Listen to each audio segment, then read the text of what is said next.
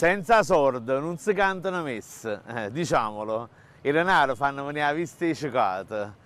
A voce l'uomo, sui denari. Ecco, tutti i detti, anche questo non è vero l'ultima, perché poi in realtà a lira fa un ricco, ma è la creanza che fa il signore. Beh, oggi l'avete capito, parliamo di denaro, di moneta, di quattrini, di soldi, di ricchezza in lingua napoletana. E lo facciamo proprio da Piazza Cavour, annanzi alla fontana del Paparelle, perché uno dei sinonimi iniziali che affronteremo è proprio la parola paparelle. Sì, paparelle è uno per dire voglio venire il paparelle, mi devi dare le banconote, mi devi dare i soldi.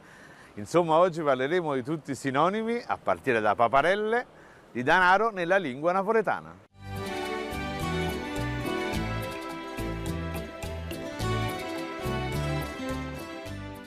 Nel gergo della malavita uno dei sinonimi di denaro è patana. Voglio usare 40 patane in coppa tavola, quei fetentoni, quei mezzi camorristi, insomma.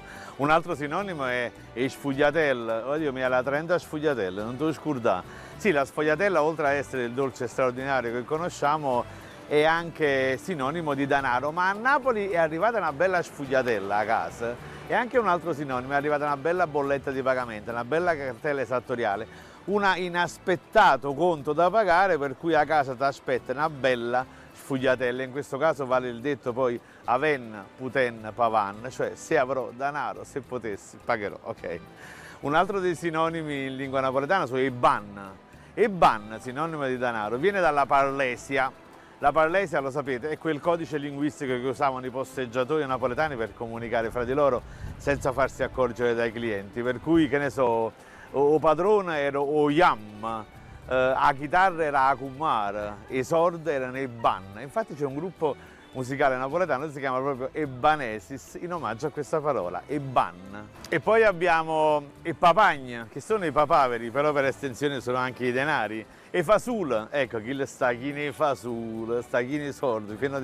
Infatti per contrapposizione poi chi le fasulato, quindi c'è la S privativa, è uno che sta al verde, che è completamente squattrinato, non ha il becco di un quattrino e quindi va girando per raggranellare qualche spicciolo, va turnasianna, che questo è un termine stupendo che deriva dalla moneta che era il tornese, la moneta adottata dai Borbone che venne coniata per la prima volta a Tours.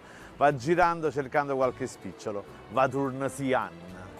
Chi le sa fatte zecchina? Lo zecchino era il nome della moneta coniata, ma per traslato era anche il nome generico che si dava al denaro in lingua napoletana. Con sciuscelle e con lupine si sono fatte le zecchine. Sì, quando solo il commercio arricchisce, come dicevano i napoletani, insomma, chi n'accatte non ven, non saglia e non scende. Quando poi i soldi invece sono pochi, a Napoli diventano i frummel. Ma come era i frummel? Quando è un pagamento inadeguato rispetto al lavoro che ho svolto. I frummel, sapete cos'è? Non erano i bottoni, magari quei bottoni di legno rivestiti, con i quali tra le altre cose, oltre ad essere simbolo di cosa di scarso valore, di infimo valore, di nessun significato, erano anche un gioco dei napoletani. I bambini giocavano a frummel spingendo i bottoni verso un obiettivo. E infatti Raffaele Viviani, nella famosa poesia Guaglione, quando io giocavo strum, la lisce e fiurel, a ciaccia, mazza e pipes, o yogurt e frummel. Sempre per dire una quantità minima di denaro, ma come era lo collardi in da fiure, e qui il riferimento semantico era al lardo, all'unguento distribuito dagli antoniani di Sant'Antonio Abate per lenire i fastidi dell'herpes zoster all'interno di una figurella di Sant'Antonio. Quindi una cosa di valore infimo, un lard in da fiure.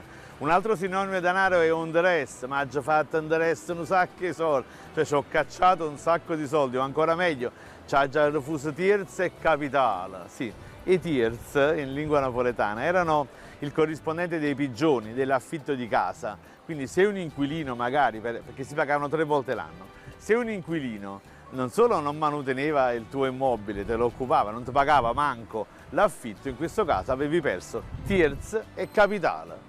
Sì, d'accordo, avere tanti soldi, avere tanti denari, chi tiene tanti denari sempre conta, ma chi tiene una bella moglie sempre canta. Ecco, meglio avere tanti soldi e essere soli o essere invece con pochi soldi ma magari circondato da affetti. Diciamo la verità, i soldi non fanno la felicità quando sono poche.